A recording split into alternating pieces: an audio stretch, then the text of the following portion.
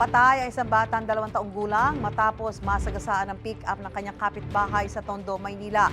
Tumanggi magsalita ang nakasagasa. May unang balita si Bea Pinlac.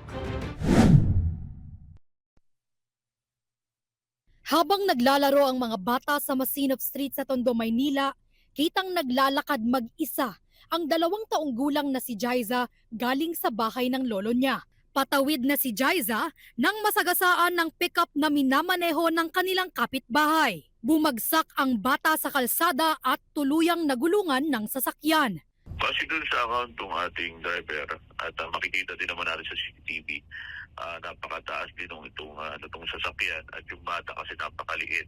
Hindi napansin itong driver na yung bata ay nandun sa harapan ng sasakyan at nung umalis siya ay nasagasaan niya itong bata na harap dito sa kasong reckless imprudence resulting in homicide. Dinala sa ospital si Jaiza ng mismong nakasagasa sa kanya, pero idineklara siyang dead on arrival.